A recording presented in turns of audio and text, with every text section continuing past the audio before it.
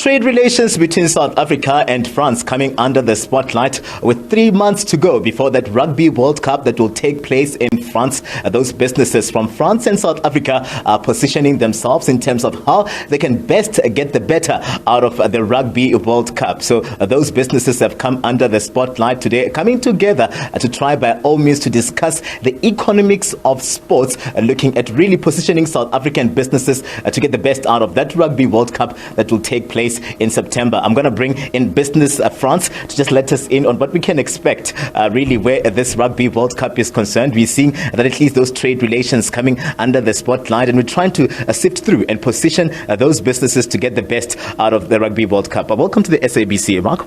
Good morning. Thank you for receiving me. Just perhaps first to tell you that I am in charge of Business France in South Africa. Business France is a trade commission of the French embassy, and we have two main goals. One is to connect French companies coming from France with local ones. Every year we connect 200 French companies with local ones. And on the other side, we have a big mission to attract foreign investment in France, and it means South African investment in France. And of course, the World Cup is a very, very big event. We are two big nations of rugby.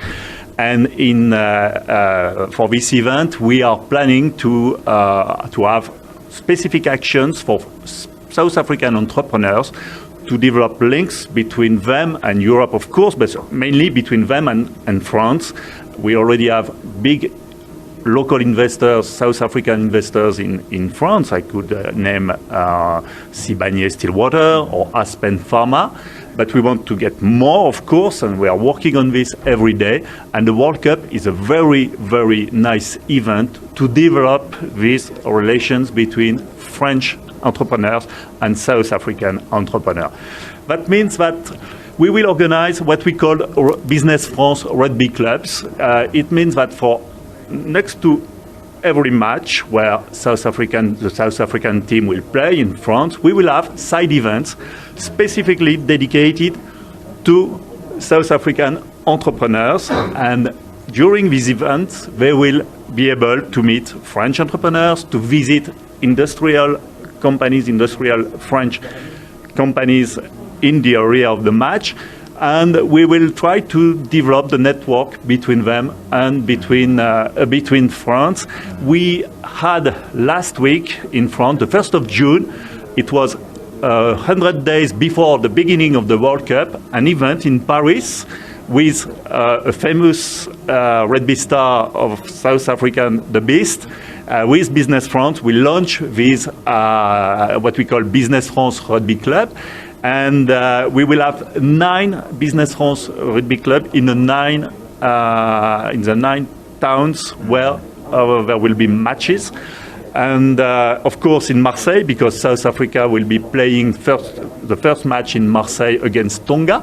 So we are planning to have events in Marseille with a region Provence-Alpes-Côte d'Azur, which is the region of Marseille. But then, of course, we are planning that South Africa will go quite far in the competition, perhaps semi-final, final. And in that case, we will have events in Paris organized for the entrepreneurs of South Africa. Yeah, if I can come in there, Mark, which areas of trade are we looking at here? There's those sectors that we're looking at getting the best out of where these entrepreneurs are positioning themselves. Yeah, in fact, we are very, very open, of course. The idea is to get European headquarters of South African companies, of course, research and development centers, of course, also in France. Instead, if they are willing to invest in Europe, we want to bring these companies in France to develop R&D centers. It can be in many fields of activity. We are very open, of course, on new technologies, of course, on green things, green investments, and digital investment. We have a lot of companies, South African companies, investing in France now in that field of digital. AI, etc., etc. So we're looking at just around thousands of those South Africans to touch down in France, just looking at boosting the tourism sector as well. But the issue that came out of the engagement here was around the easing of visa regulations. And also you've cited the issue of the load shedding as a challenge to investments into South Africa where France is concerned. Let's start with the visa issue and then we'll go into the energy issue, then we wrap it up. Yeah, in fact, in the side when we are helping local companies to invest in France, of course, we are helping them in many fields concerning visa, sites where they can invest, facilities in terms of hiring people, incentives. So we have many things that we are offering to the local investors which are willing to invest in France. And of course, on the other side, as we just said before, we have a strong French presence in South Africa with a lot of French companies. It's around 500 French companies. It's around 65,000 people, direct people, local South African people employed by these French companies. So it's quite a lot. So we have a strong partnership between France and South Africa in terms of business.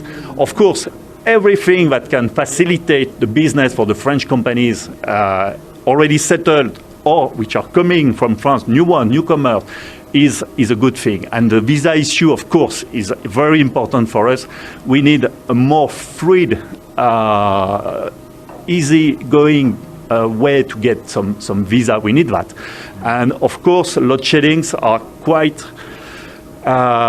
difficult now for an investor because it's not so easy to run your business when you have load shedding. So it's important also to get this issue going better in South Africa. Of course, if we want to develop to get more investors coming in this country. So visa and load sheddings are the two issues we need to improve to get more business, more French business in this country. All right, Mark Gaynor, thank you very much, sir, for joining us here. He's the MD of Business France, just letting us in on those positions, or the businesses that are positioning themselves to get the best out of the Rugby World Cup. The countdown is underway as we speak right now, so it's 3 months to go, and those businesses have 3 months to ensure that they get their checks and their balances in order to ensure that the economies of these both nations get the best out of this 2023 Rugby World Cup that will take place in France. I'm Katlego, Legodi, SABC News, Senton.